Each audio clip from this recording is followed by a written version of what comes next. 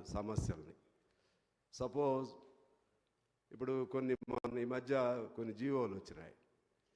ఆ జీవోలకు సంబంధించి గెజిట్లో ప్రవేశపెట్టలేదని చెప్పి 2021, 22 అటువంటి తర్వాత ఇంకొన్ని అట్లే 46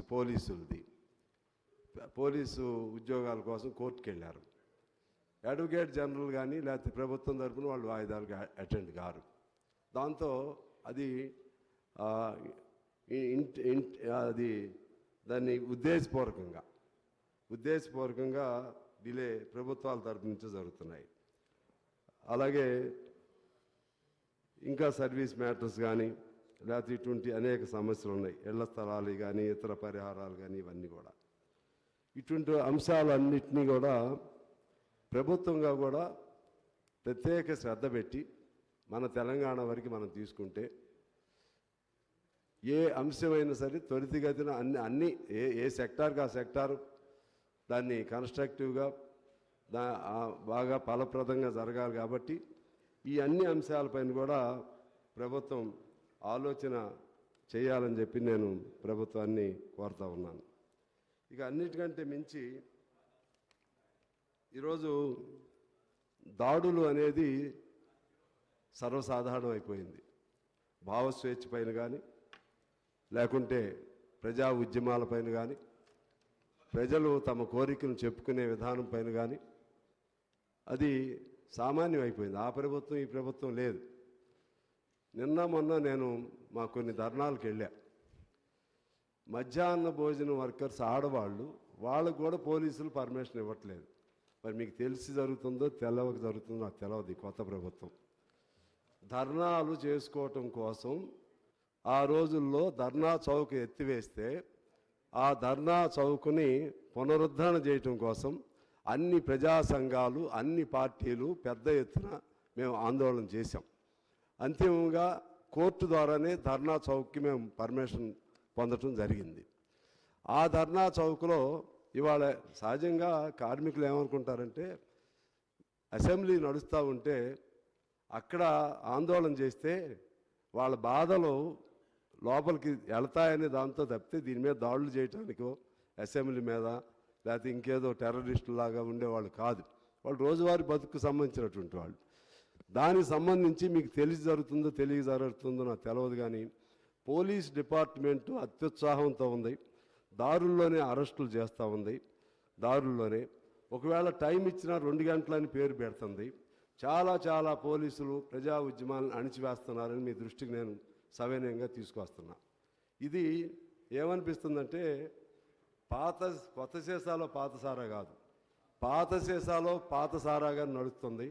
పాత వాళ్ళ చెప్పుల్లో కాళ్ళేసి నడుస్తున్నట్టుంది. మరి మీకు తెలుస్తుందో లేదో నేను మీ దృష్టికి తీసుకొస్తున్నా. ఎందుకంటే ఈ సందర్భం వచ్చింది కాబట్టి. అదే పద్ధతుల్లో ఇంకా సరే కొన్ని అది మన పరిధిలో కాదు. ఓపా లాంటి చట్టాలు లేకపోతే నేషనల్ ఇన్వెస్టిగేషన్ ఏజెన్సీ లాంటి సంస్థల్ని యథేచ్ఛగా ఉపయోగిస్తున్నారు రాష్ట్రంలో కేంద్రం. దానికి సంబంధించి మనం రాష్ట్ర ప్రభుత్వంగా కేంద్రం ప్రతి అంశాల్లో వరవరరావు గారు లాంటి వాళ్ళు, సాయిబాబు గారు లాంటి వాళ్ళు ఇంకా 100 మంది మీద విపరీతమైన కేసులు పెట్టి లోపల పెడతా ఉన్నారు. అటువంటి అంశాలపైన చట్టాలు వాళ్ళ ఏజెన్సీలు వస్తారు. కానీ సహాయం తీసుకోవాల్సింది మన ఏజెన్సీలు సహాయం తీసుకోవాలి. దాన్ని ఎలా నిలవరించగలుగుతారు? ఇక మాట్లాడే స్వేచ్ఛ లేకపోతే ఇంకేమి అర్థం ఉంటుంది? మాట్లాడే స్వేచ్ఛ లేకుండా రచయితల సంఘాల మీద దాడులు చేస్తున్నారు. ఆఖరికి ఇంకొక ఆశ్చర్యం ఏంటంటే అధ్యక్ష, నిన్న హరగోపాల్ గారు వారు నాతో మాట్లాడుతూ చెప్పారు, సుందరయ్య విజ్ఞాన భవన్లో సహజంగా మేము ఎప్పుడైనా పుస్తకావిష్కరణలు కానీ సమావేశాలు కానీ ఇటువంటివి పెట్టుకుంటూ ఉంటాం. ఇంతకుముందు ప్రభుత్వం కూడా ఎప్పుడు చెప్పలేదు పోలీస్ పర్మిషన్ కావాలని. ఇవాళ సుందరయ్య విజ్ఞాన భవన్ లాంటి చోట అటువంటి భవనాల్లో మీటింగ్లు పెట్టుకోవడానికి కూడా పోలీసు పర్మిషన్ కావాలని అడుగుతున్నారు. అందువల్ల అదే మీరు వదిలేసిన చెప్పుల్లో వాళ్ళు కాళ్ళు పెడుతున్నారు. నా బాధ అది. మీరు ఏ చెప్పులు వదిలేశారో ఆ చెప్పుల్లో కాళ్ళు పెడుతున్నారు. పెట్టొద్దని నేను కోరుతా ఉన్నాను. పెట్టొద్దని నేను కోరుతున్నాను అధ్యక్ష. అందువలన ఇంకా ఎక్కువ ఎక్కువ చెప్పి దాన్ని నేను ప్రొలాంగ్ చేయాల్సిన అవసరం లేదు. ఇవాళ ఎలక్ట్రానిక్ డివైజెస్ మీద దాడులు జరుగుతున్నాయి. అదేవిధంగా పత్రికా స్వేచ్ఛ పైన దాడులు జరుగుతున్నాయి. పబ్లిషర్సు, ప్రింటర్సు ఇటువంటి వాళ్ళపైన దాడులు జరుగుతున్నాయి. అలాగే ఎటువంటి సాక్ష్యాధారాలు లేకుండా, ఎఫ్ఐఆర్లు లేకుండా కూడా ఇవాళ లోపల పెట్టే పరిస్థితులు వస్తూ ఉన్నాయి. విచారణ ప్రక్రియలో ఇంటెన్షనల్ డిలే జరుగుతూ ఉంది. అదేవిధంగా ఇటువంటి చాలా చాలా ఉన్నాయి అధ్యక్ష. వీటి మీద కొన్ని మనం ఆలోచన చేస్తే బాగుంటుందని నేను కోరుతూ, ఈ మధ్య కేంద్రం క్రిమినల్ లాస్ని 3 తీసుకురావడం జరిగింది.